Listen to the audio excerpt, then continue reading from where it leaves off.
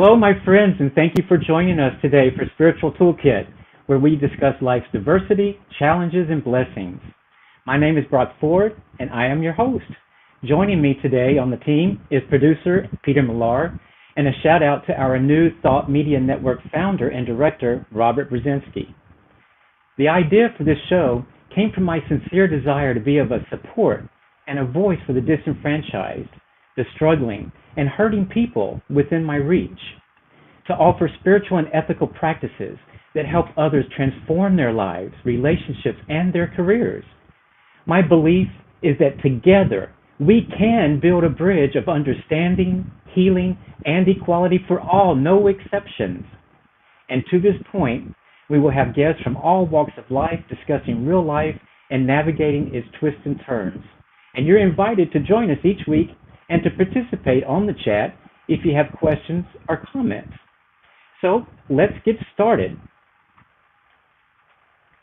Today, my guests are Kirk Prine and Donnie Lowbury. Dr. Kirk Prine is a body story life coach, an integrative body worker, a Reiki master, a ritual master, a former psychotherapist, a primary facilitator of Flesh and Spirit Community, and co-founder of the Missing Thread Mystery School. He's the author of Erotic Body Prayer and has been a civil rights activist, an LGBTQ activist, an AIDS activist, and currently is part of the resistance. Kirk's own story as a sexual abuse survivor allowed him to develop extraordinary gifts of listening and seeing beyond what is apparent. As well, mystical experiences and learning in the behavioral sciences have grounded Kirk as a healer in the Missing Thread, which teaches the wisdom to set you free resides within the body. Kirk's 5 years in seminary and 7 years in graduate studies taught him to ask questions about holistic healing.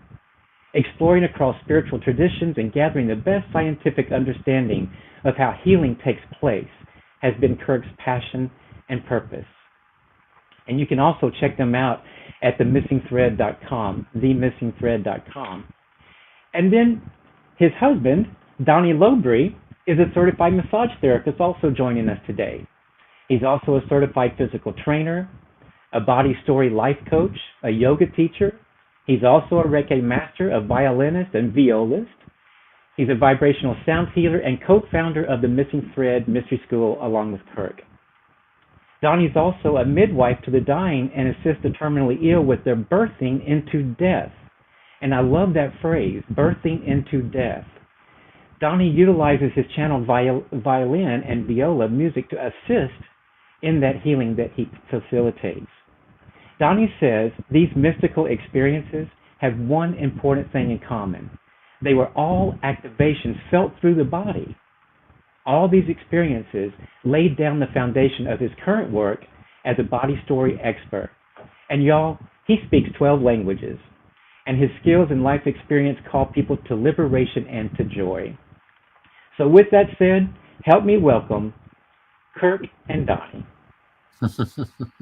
Thank you for joining the show. We're so happy to be here. Yes, we're delighted, Brock. Yes. Oh, I'm so delighted that you're here, very much so. It's a pleasure to have you. I believe we're going to have a really interesting conversation and really help some people understand more about their own spirituality. And I think that's sort of the purpose of it. But before we get into all of that, why don't you both tell us a little bit about you, your relationship, when y'all met, when you got married? Give us a little bit of insight into both of you. Well, sure. Let's see. We met on Craigslist. Yeah. Yes. That many years ago, 2005, and I remember seeing the ad there on the men looking for men, and it seemed like someone who just wanted to have a little fun, but seemed like a little deeper than that. But so I met Kirk, and we got along real well. But we neither of us had any idea that we were going to get married or any desire to get married. We just had fun. So we just had fun and kept seeing each other. But, we kind of knew there was a little connection, but that's okay. We're just going to have fun. Never mind. And over time, it just kind of grew into something. And it kind of surprised me, how things happened. And, so that's kind of the basic of it. And I had my own mystical experiences in the meantime, as we were getting to know each other. And as a result of all that, we when Kirk said, "You want to marry me?" I said, "Yes." You had to stop and think for a second. Yeah. Yeah, well, marriage was not something on either of our shopping lists. We were just totally Mhm. happy and satisfied Mhm. with our lives, and pursuing our healing paths separately. And when we found each other, my short story of meeting Donnie was, of course, is good gay queer men that we were. We had a date, and here we are, and we laid down together for a moment, and I had a vision, and the vision was actually of the opera house in Sydney, Australia. And I said, Donnie, have you? And he said, oh, yeah, I've been to Australia. Da, da, da. I said, well, I don't know why it came up, but here I am, kind of having a vision. And then Donnie's telling me about how he had just had this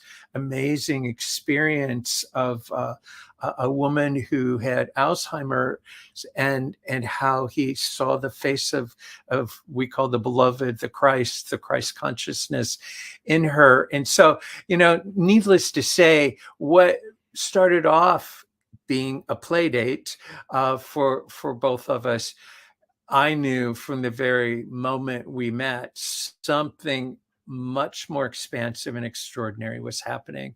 And in fact, I'll cut a moment. We have a teacher, Shankari the alchemist, who lives in Bali, Indonesia, and she had us over there, and while we were there, or while we were with her, one of her friends was a Wiccan practitioner, a witch, and she said, upon meeting us, she said, Kirk and Donnie, this is what I read instantly, is Hmm. you guys have been together so many different lifetimes and so many different roles that you don't have anything to really clean up. Hmm. So you're just coming together at a time when you can just be a real compliment to each other. And we went, well, yeah, what she said's true. Yeah. What a wonderful confirmation, Yeah, absolutely. Mhm. So whether you believe in past lifetimes or not, we felt like, there was something, we were coming unencumbered to Mhm. have this relationship to mirror back each other's beauty and wondrously madeness. Well, what a wonderful thing to be able to experience. And that's one of the things that I admire about both of you. I met you a long time ago, probably back 1998 or 99, I believe. And you both, whether I've seen you on the street or in some of your workshops or just coming into my office when you would come into the Frontiers office, you always are smiling, both of you. And you always have this aura of just peace and love about you. So Mm. that's what I see in both of you. And that's what's always attracted me to both of you to be my friends. So thank you. Mhm. Absolutely. Thank you. So give us one, and you can both say something if you want to. What's one of the best aspects of your relationship? What do you enjoy the most about each other? Me first. Okay. You go, Donnie. You go. Well, it's the best aspect, I'd say, is the fact that I get to eat off of his plate, but he can't eat off of mine. Well, why is that? Why can he not? Because all food is my food. Oh, okay. Well, I don't like people picking out of my plate either, so I understand that. Well, Donnie's a big foodie, and when we met, he really did say all of that, and I went, oh, okay, well, any rate, part of it is what he just demonstrated, which is there's a playfulness every single day of our lives that we share with each other that brightens us up, no matter how horrific our own personal worlds might be, or how horrific the outer world might be. There's a playfulness, there's a joy that we bring to each other that I have never experienced with anybody like Hmm. this. and it just feeds my soul. It grounds me in my body, and it just, it really is the perfect connection to enhance all of the ways in which we show up for other people in the world. Well, I see you both as a role model with your relationship, and I have for many years. But to be able to be playful with each other, I can sit back, as you said that just now. I'm thinking back in my mind with Yeah, my two long-term relationships. yeah. I don't believe any of us in either of the relationships decided intentionally, let's be playful, let's make life playful with each other. What a Mm, wonderful thing to do, and how light and lovely that is. absolutely. Very good. Donnie, anything else you wanted to say about that? Well, I just remember another very fun moment, playful, steeped in tragedy. When we were getting together, we were talking about moving in and so on. I lived in a big house, and Kirk lived in an apartment. I was saying, "Oh, what are we gonna do with all this stuff?" And then when about some little time later than that, I was at yoga class very early at 6 a.m. by myself, and Kirk and I had spent the night together. He wasn't at his apartment that night, or his house. It was a house. And then so I went off to yoga, and he went home. And then as soon as I got to yoga class, he knocked on the door at the yoga class. And I said, "What are you doing?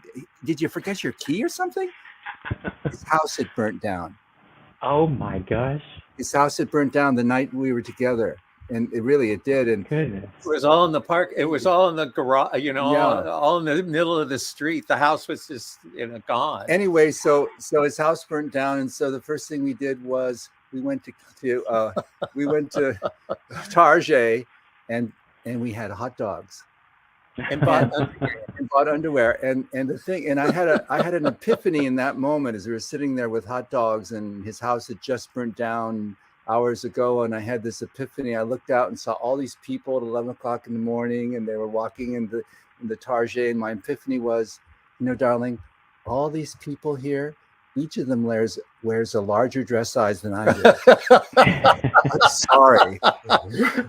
So as you can see, even on maybe one of the most traumatic days of at least my personal life, we found a way to be playful with it while absorbing the fact that, wow, this was just a huge, it was a huge shift. But it kind of playing into probably even your audience is for me, and I think for both of us, besides the fact that he didn't have to worry about all of the junk that I had in my house to move into his house, and that there wasn't really much left other than a handful of boxes, or we have actually a Buddha over there that is a wooden Buddha, and there's no reason that it didn't get burned up in the fire, but it didn't.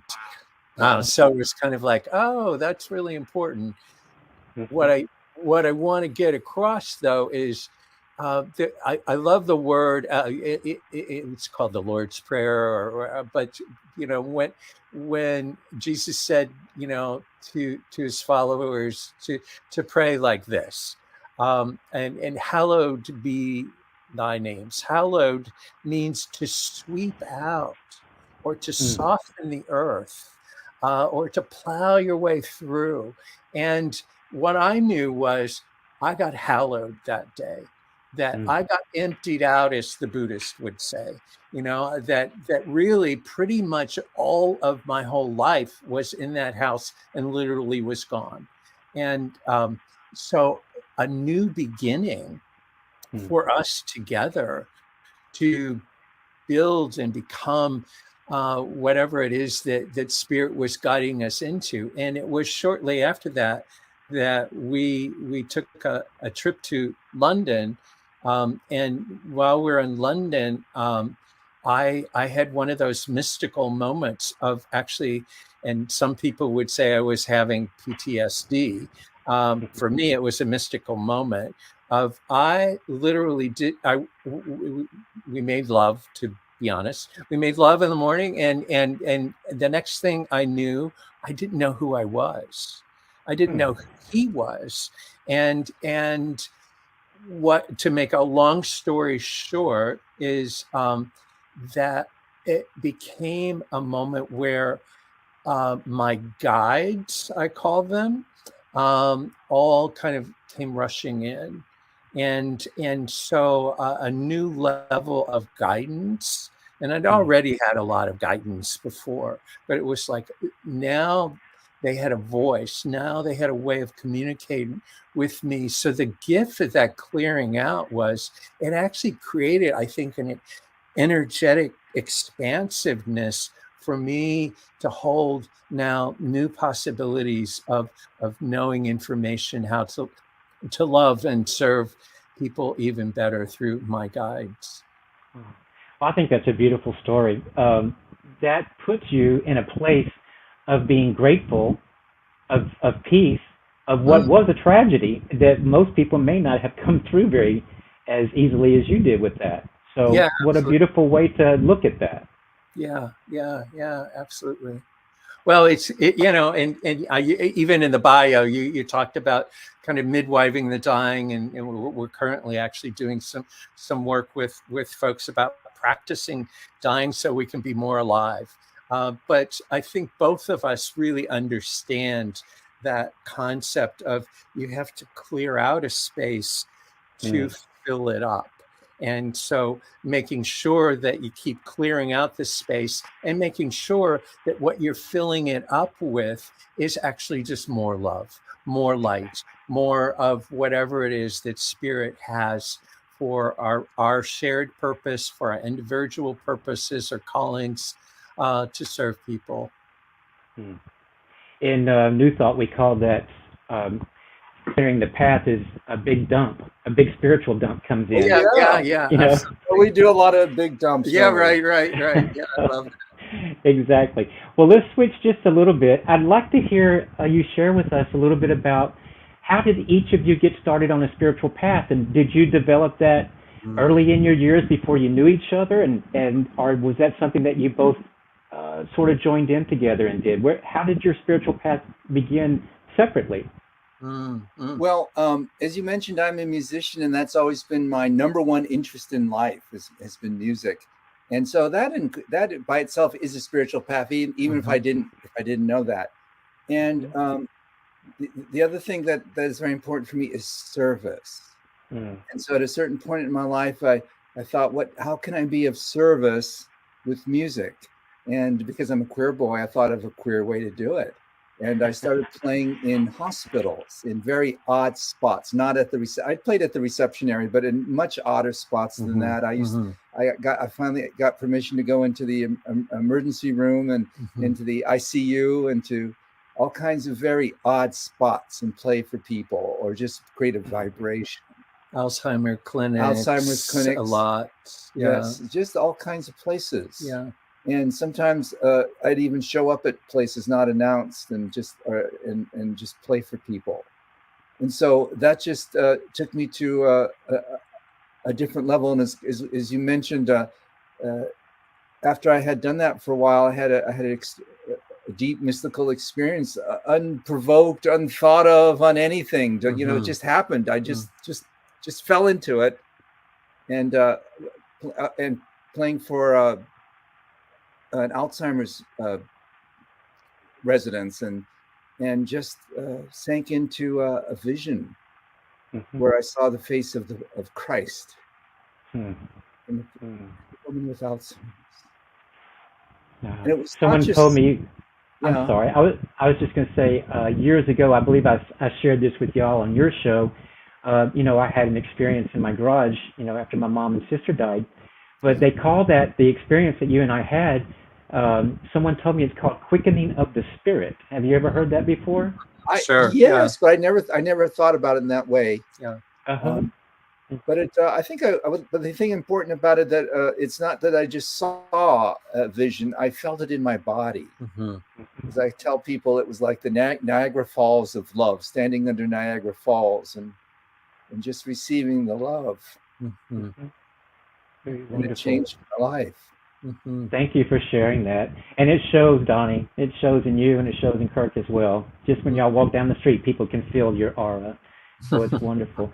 Let's switch gears just a little bit, because one of the ways that, I met you back in the Frontiers days when y'all were advertisers, actually, and different things that we would show up at. So I've known you for a long time. Mhm. throughout the community here. But one of the things that we did together was I was on your show, Queer Tribe Conversations, Uh-huh. and you so wonderfully let me sort of tell my story and how I got out to California and what my life was all about. So thank you for doing that. But let's talk a little bit about Queer Tribe Conversations. Are you still doing that? And Mhm. what fill my audience in on what the purpose of these conversations are and what you're hoping to promote with them. Mhm. Mhm. You tell, Bunny. Yeah, sure, sure. Yeah. Yeah, my own personal belief, and I don't expect anybody to necessarily hold the same truths in the same way, but my own personal belief is that we all choose to come to the planet in the bodies, in the settings, in the families in which we occur. So as queer people, I believe that we all chose to come here as queer, and that part of being gay, lesbian, bisexual, transgendered, I plus, that all of those expressions of, for me, are expressions of the divine, and the imago Dei, the image of God is incredibly diverse, and to understand too that I believe that we're a tribe in the sense that, if nothing else, we have a common oppression, which is, obviously bold and loud and scary at times in the days in which we're currently living. But as a tribe, I believe also that we have some shared callings. And I think, Brock, you brought up part of being in doing these calls is to be a bridge builder. And I see LGBTQ people being bridge builders, because we're born into every family, we're born into every tradition, we're born into every faith tradition, we're born into every race. So I think in our literal physical bodies, energetically, we have memory of probably our lifetimes encoded there, but also of being uh, different people at different times, and different orientations at different times. So that's just my personal belief, but it makes it really easy for me to imagine us as bridge builders. How could we not be bridge builders? Because how could we not know that, oh, the whole spectrum is what we've already probably experienced in past lives. And Mhm. even if we haven't, I believe there's a calling. So that would be the other sub part of this, is that all of us are called, and part of our queer identity, for me, is that's a calling. And not every queer person is going to be called or answer the call, I should say. They're all being called, but they may not answer the call, to see that somehow their queerness is their spirituality, the divine expression being put out into the world, so that the tapestry of healing can take place. And then third part is that queer people throughout all history have had really unique roles in which we've played. One of the roles that I look to kind of both archetypally, but as real, is there. I worked with Melodoma Somé for a while, who is the African Dagra shaman or elder, and in his tribe, his African tribe, they have what are called the gatekeepers, and the Hmm. gatekeepers are actually gay men. They don't use the word gay. They don't need to, but gay men are then called as part of a subset of the tribe, because they have a specific role, and that role is that they go into their caves, they touch each other and invoke the ancestors, and move into an ecstatic space so that they can kind of download what do the ancestors, does Great Spirit, what does the earth want from us and for us as a tribe. And then they, as gay men, are bringing those gifts back into the tribe. I see that we have always played those roles, but much of our histories have been erased or eradicated or suppressed.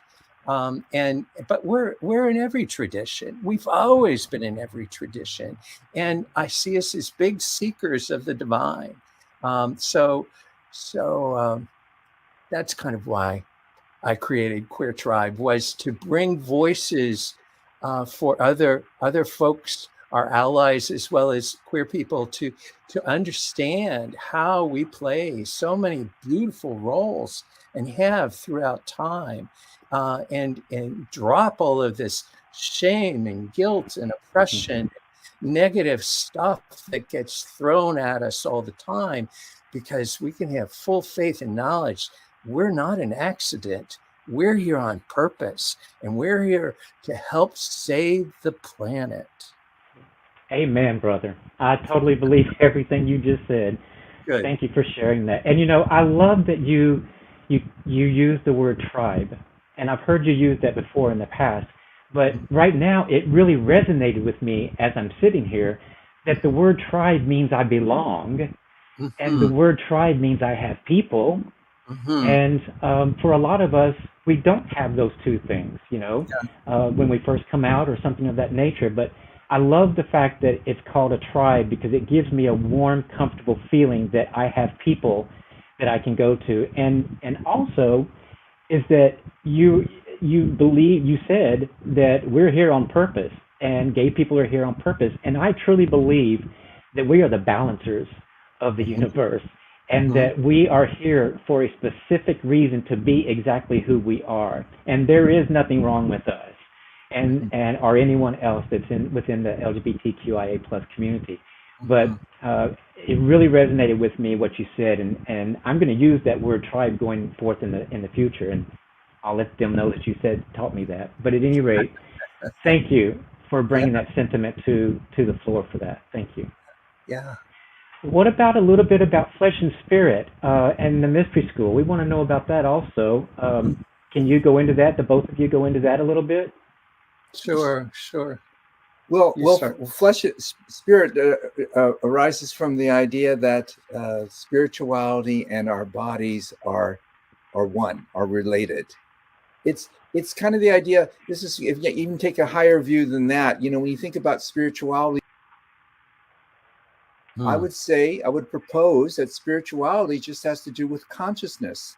As we approach spirituality, what we're trying to, I would say, is we're trying to raise our consciousness. And how does that happen at all? Well, the ancients have taught us, and I believe it's true, that where does consciousness reside? It has a place it resides. It's not between our ears. It's in every cell of our body. Every cell of our body has consciousness and can be activated. So helping to raise the idea is consciousness through the body. That's basically all that yoga does, by the way, and other somatic works through. Its whole purpose is just to raise consciousness. It's a non-spiritual spirituality, so to speak. And our sexuality is a very active, alive way to experience the body and raise that consciousness. I remember being in body electrics workshops and having ecstatic massages and having a spiritual experience. It felt like I was in church. Yeah. But it does lift us to that point, Yeah. So that's the basic thought of Flesh and Spirit. Spirituality through eroticism, not sex. So people will call us all the time, or not all the time, but occasionally they're gonna be fucking and sucking. Well, you don't need us for that. There's plenty of places around here in San Francisco. Instead, it's going to be more about getting into your body more and feeling more your connection with somebody else through, yes, that erotic feeling, yes, Yes. and also listening to what your body is saying Yes. to Yeah. you. Very good. Thank you. Yeah. Absolutely. Exactly. Well, y'all, we need to take a break for about 2.5 or 3 minutes right here. And Okay. when we get back, guys, I wanted to talk a little bit about Donnie's book and also the Mystery School. And then Okay. if we have time, I've got a couple of other things I'd love for you to talk about as well. Okay. But if y'all will give us about 2.5 minutes, everyone, stay with us on New Thought Media Network. We'll be right back in about 2 minutes Okay. with Kirk and Donnie. Thank you. Thank you. Watch me change when you change the way you look at things. The things you look at change. When you change the way you look at things, the things you look at change. When you change the way you look at things, the things you look at change. When you change the way you look at things, the things you look at change.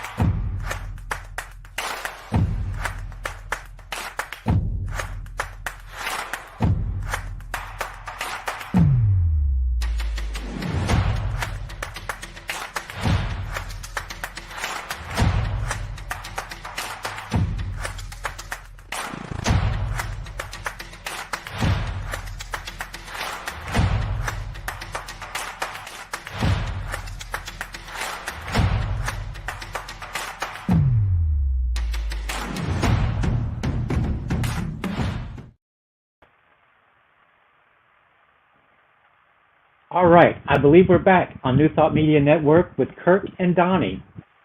So when we left for the break, we were talking about flesh and spirit. Can we go into the Mystery School just a little bit, guys? Sure. Wonderful. So the Tell Mystery us a little bit about that. Yeah. Well, it's an offshoot of the Flesh and Spirit, and back in the late 2000s, we started working. Had a business coach, and we're trying to figure out what we're going to do, or what the business that we're going to have. We told him about Flesh and Spirit, and he's very broad-minded, not a gay man at all, but very, very broad-minded. And we told him about this work, and he said, well, did you guys ever think that this work should not just for gay men? Shouldn't it be for the whole world? I mean, other kinds of people. And that's, oh, wow, we never thought of that before. So, that's when we founded the Missing Thread. So it's for other kinds of people. And what it turned out to be for, well, not just directed at, but many women were very interested in it, that were entrepreneurs. So obviously we kind of downplay the naked part and the sensual part, but still the essence of the work. So we ended up working out with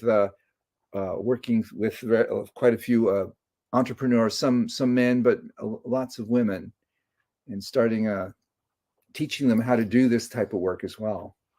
So the Missing Thread became kind of the venue for us to work with everybody from any sexual orientation, any gender, and bring kind of the good news of our work that Flesh and Spirit was all about, which is that I want to come back to, some of what Donnie was saying. So for the origination of flesh and spirit really came out of the AIDS epidemic. Mhm.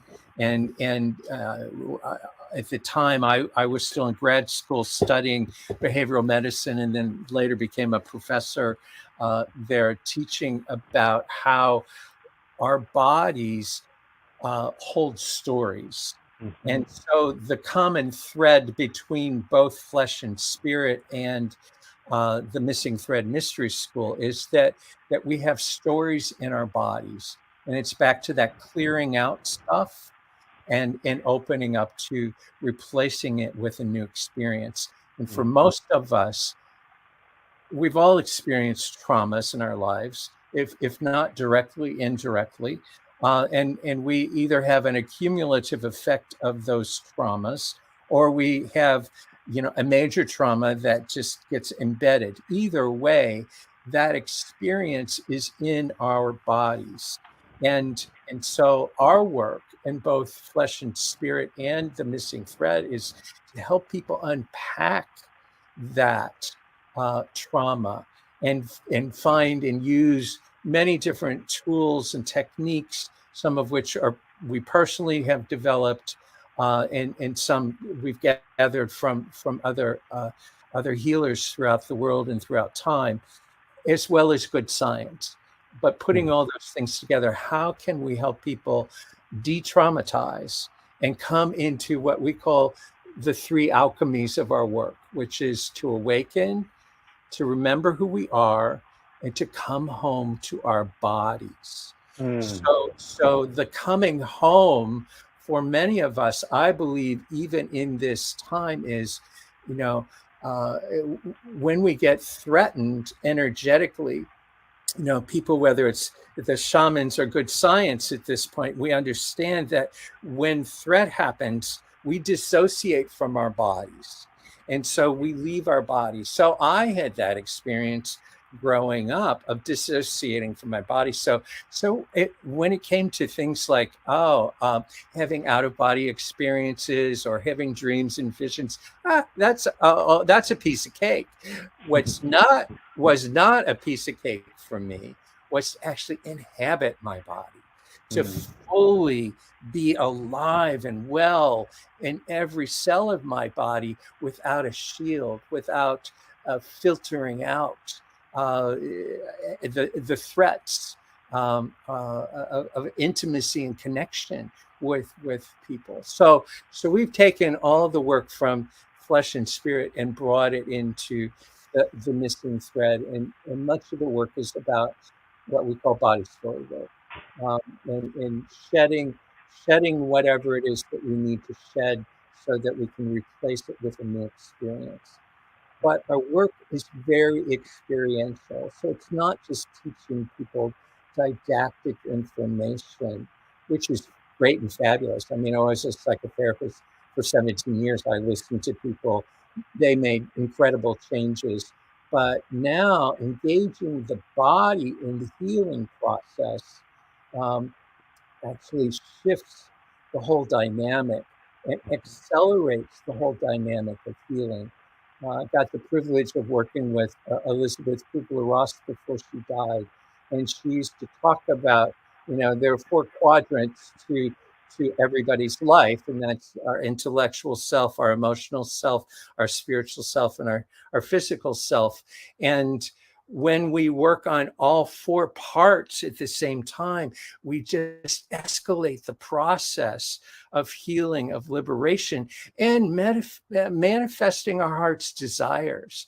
So being in our purpose and feeling activated in that purpose, all of that happens when we declutter all of this stuff, but we've got to declutter it experientially as well as refill experientially. So replacing the wounded experience with a healed experience, with an ecstatic experience. And that's where we've seen literally sometimes miracles take place. Just because people changed their mindset, but their mindset was through the whole body. So I hope that gives you at least a little some gyms to work from. It Seeing- does. It gave me a whole lot. And it Yeah. actually reminded me, you probably know Greg Braden, the author. I do. And, Yes. he talks about in his book, it was one of the books I had to read for seminary, was how it's the feeling nature. It's not so much our words, Yeah. but it's the words perhaps with our deepest feeling nature that brings about our life, brings about our existence, brings about what we see and what we experience. And Sure. so just with what you're saying, that feeling nature, it's if we can tap into how do we feel about this situation, and what is coming home, so to speak, you know? So a lot of, I'd never thought about that. It took me years to understand that and to think about that and to incorporate that into my life. But that feeling nature is very important. So I'm glad that you do that, and I would like to know more about that, and we'll talk about that personally.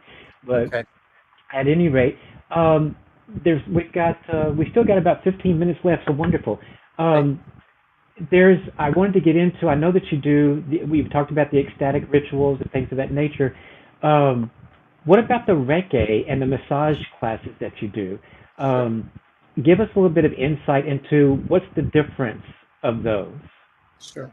Well, Kirk and I are both certified massage therapists here in California, and one day when we were going to do some other event, we had some extra time, wanted to fill it up, so we decided just to teach the guys a little massage, and we found that it was very popular and guys really were interested in it. And what we later discovered was that there is a niche for guys that would like to learn some massage but don't want to take the whole professional course, which is 600 hours and $10,000. They don't want that much. So, but there is a hunger to want to learn how to massage properly. So there's that niche. We discovered that niche. So what we started doing was offering these, we call them massage basics classes, where in 3 hours, we'll teach them the very basics of body mechanics and one body part. Like for example, back is our next body area. Then a month later, we'll teach the class again, but this time we'll do a different body part. Like after back, it would be back of arms. And we just go through every body part once a month until after about 6 or 8 months, you've gone through the whole body. But each time we're doing the all important body mechanics, so people know how to use their bodies, so they don't so their backs or save their backs and their other. So that's what the massage basics is. And then the massage exchange is simply that, is where guys get together and just have a massage experience with each other. So we have some ice-breaking little exercises. I think they're fun little exercises, just kind of get them touching and feeling. And there's a gentle undressing of each other. It's really kind of fun. Guys seem to like it.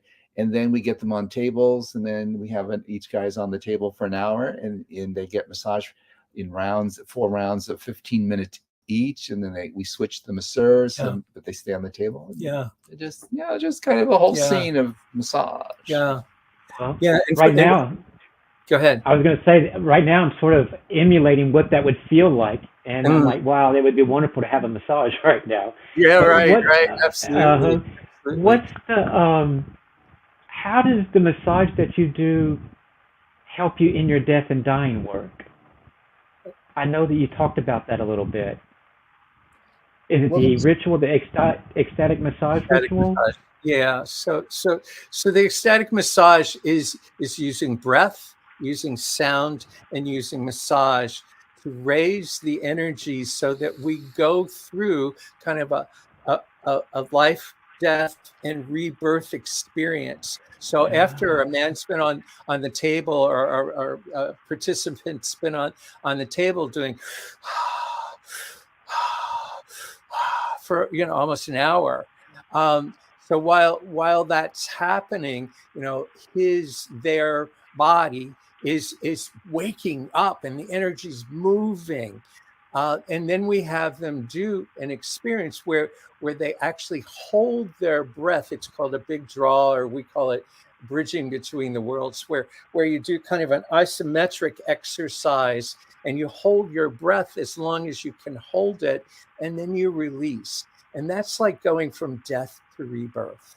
And then we actually cover cover the person with a sheet over their head so that they get to lay there and put some, ecstatic kind of music on or etheric music on to just kind of hold them in the grace of the moment of what did they just experience.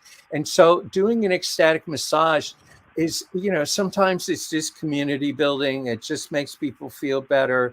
It always relaxes people, but sometimes people have visions. I see dead people all the time. I'm a big dead people person. So, I'm making connection with ancestors and often see them or hear a sense of what they might be saying.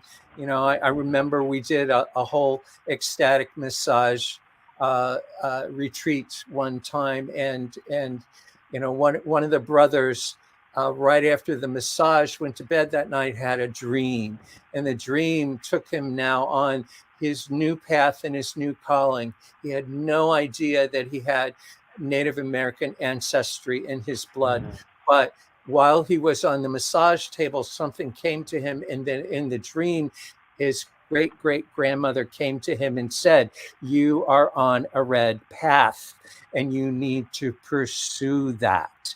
And so it was because the channels got open through the massage that he was just like the gatekeepers. He was ready and willing to receive whatever information. And it took him on an amazing reclaiming journey of his past and his origins that had been hidden from him, from his family, because it was like a no-no to be a part of Native tradition.